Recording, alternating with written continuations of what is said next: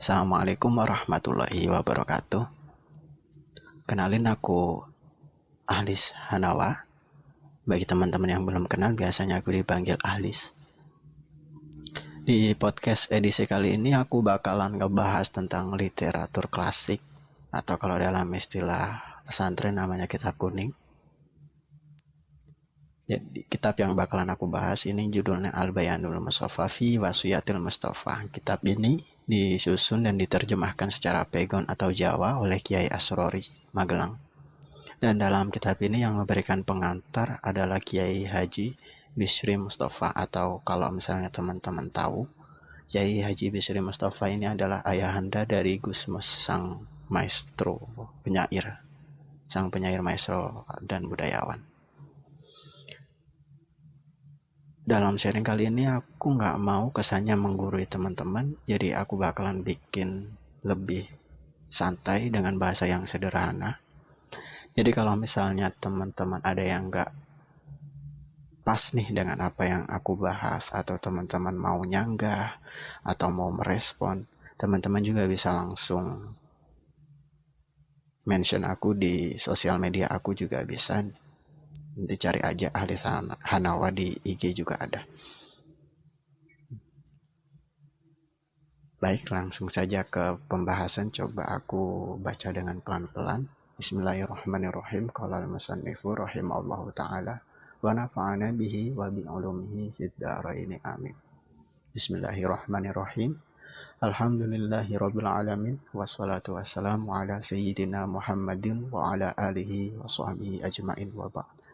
Fahadihi wasiyatul Mustafa alaihi salatu wassalam li Ali bin Abi Thalib karamallahu wajhah. Jadi dalam kitab ini, dalam kitab Wasiatul Mustafa ini, isinya adalah wasiat-wasiat Nabi Muhammad SAW yang diberikan kepada menantunya Ali bin Abi Thalib karamallahu wajhah. Awal mulanya seperti ini. Jadi qala da'ani Rasulullah sallallahu alaihi wasallam. Qala, Ali berkata, da'ani Rasulullah sallallahu alaihi wasallam. Rasulullah memanggil Sayyidina Ali. Fa khalautu ma'ahu fi manzilihi. Maka Ali pun menghampirinya bersama dengan Kanjeng Nabi di rumahnya beliau. Fa qala li, maka Nabi berkata kepada Ali, ya Ali, anta minni bimangzilati Haruna min Musa alaihi salam wa yara annahu la nabiyya ba'di. Wahai Ali, kamu dengan aku itu bagaikan kedudukan Harun dengan Nabi Musa alaihi salam, walaupun sesungguhnya tidak ada nabi selain aku. Jadi ini sebenarnya untuk mengibaratkan saja bahwasanya posisi atau kedudukan Ali atas Nabi Muhammad Shallallahu Alaihi Wasallam ini seperti Nabi Harun dan Nabi Musa Alaihi Salam. Karena kalau misalnya teman-teman pernah dengar syair, Ana Madinatul Ilmi wa Ali Yubabuha. Jadi Nabi Muhammad sendiri adalah kotanya ilmu dan pintunya adalah Ali bin Abi Thalib. Jadi secara keilmuan Ali bin Abi Thalib ini bisa dikatakan bisa mewakili keilmuannya Nabi Muhammad Shallallahu Alaihi Wasallam. Seperti itu. Ini usikal yauma biwasiyatin in anta hafidtaha istahamidan wa mutasyahidan wa ba'athakallahu yaumal qiyamati faqihan aliman. Jadi Nabi benar-benar mewasiatkan pada hari itu, jika Ali mengingatnya maka hidupnya akan mulia, mati dalam keadaan syahid, dan akan dibangkitkan oleh Allah Subhanahu wa taala di hari kiamat dalam keadaan orang yang alim dan faqih. Karena Allah sendiri, Allah Subhanahu wa taala sendiri memberikan pemahaman terhadap ilmu agama itu juga pilih-pilih. Jadi nggak bisa semua orang bisa paham ilmu agama, itu enggak. Jadi karena memang wa may yuridillahu khairan falyufaqihu fiddin. Jadi barang siapa yang dikehendaki oleh Allah atas kebaikan, maka dia akan dipahamkan dalam perihal agama. Wa may yuridillah, bukan semua orang bisa paham, enggak. Tapi kalau misalnya banyak orang yang mengetahui itu wajar. Cuman kalau untuk pemahaman, Allah ini memberikan kuasanya. Jadi kehendaknya diberikan atas orang-orang yang tertentu saja, seperti itu. Untuk wasiat yang pertama, ya Ali man akalal halam sofadinuhu wa raqqa qalbuhu wa lam yakun lida'awatihi hijabun. Wahai Ali, barang siapa yang memakan makanan yang halal, maka bersih agamanya dan lentur hatinya dan tidak ada penghalang apapun atas doanya. Untuk wasiat yang pertama ini lebih kepada harta yang kita makan atau makanan yang kita konsumsi sehari-harinya. Ini sumbernya dari mana? Jelas atau tidak kehalalannya. Kenapa? Karena ini akan berakibat kepada agama kita, terhadap hati kita, dan terhadap doa-doa kita kepada Allah Subhanahu wa Ta'ala sendiri. Jadi kalau misalnya yang kita makan adalah makanan yang benar-benar halal, maka agama kita akan bersih. Dan waraqqa qalbuhu, dan hati kita juga akan tipis. Maksudnya tipis di sini adalah gampang sekali menerima kebaikan. Walam yakul lidakwati hijabun, dan tidak ada hijab sama sekali terhadap doa-doa kita, seperti itu. Dan untuk posisi harta sendiri dalam agama ini dibagi menjadi 3. Ada yang namanya harta yang halal, itu yang sudah jelas sumbernya. Dan ada juga yang masih belum jelas atau setengah-tengah antara halal dan haram, namanya syubhat. Dan ada yang jelas-jelas yang jelas benar-benar dilarang, itu ya harta yang haram ini. Lalu apa dampaknya kalau misalnya kita masih belum tahu nih apa yang kita konsumsi setiap harinya ini apakah halal atau haram? Dalam istilah ini disebut syubhat. Ya aliman akala syubhati ishtabaha alaihi dinuhu wa atlama qalbuhu.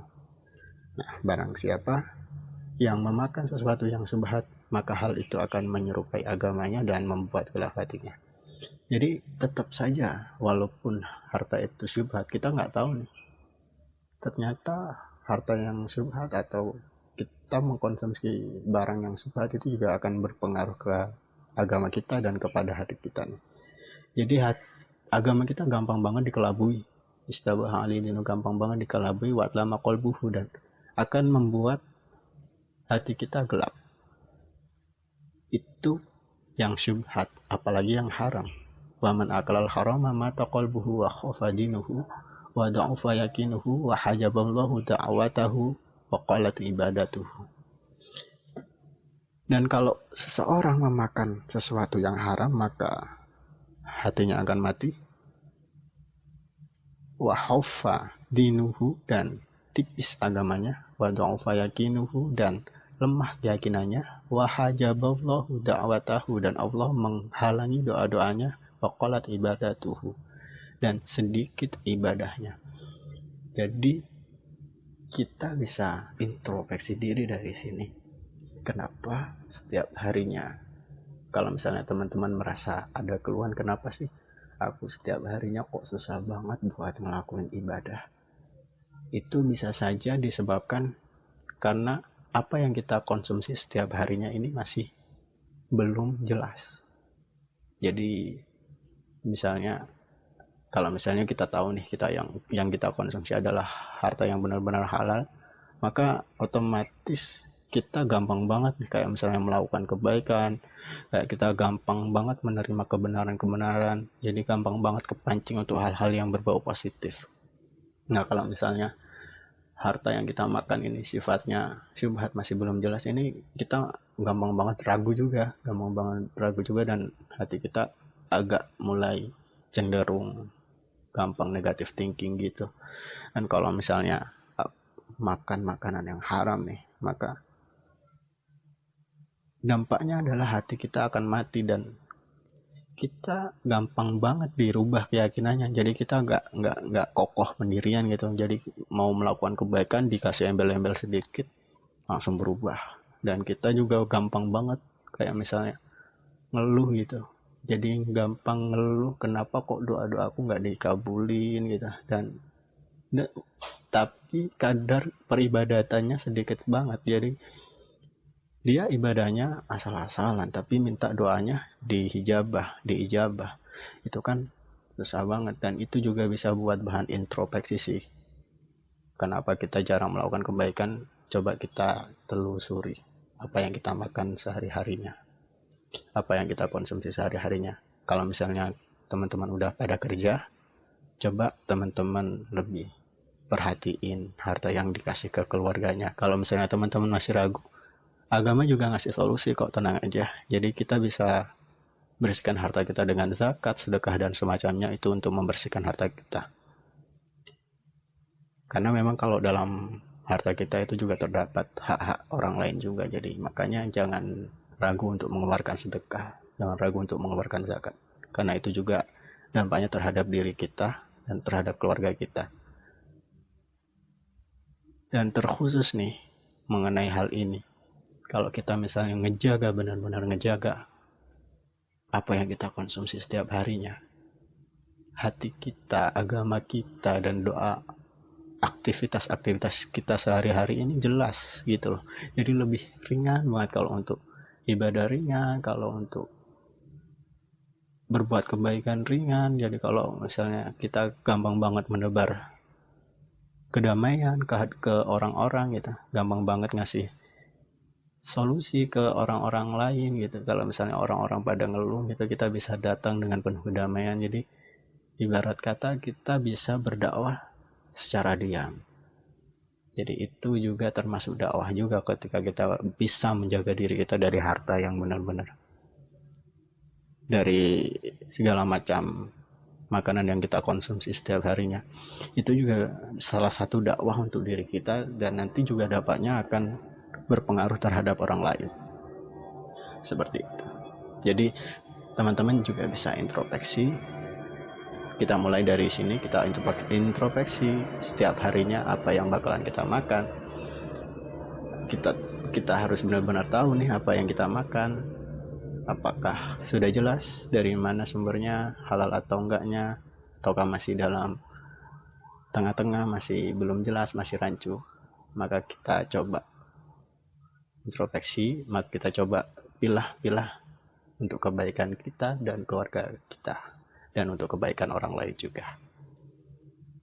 Semoga penjelasan ini bermanfaat. Wabillahi taufiq wal hidayah. Assalamualaikum warahmatullahi wabarakatuh. Selamat beraktivitas kembali.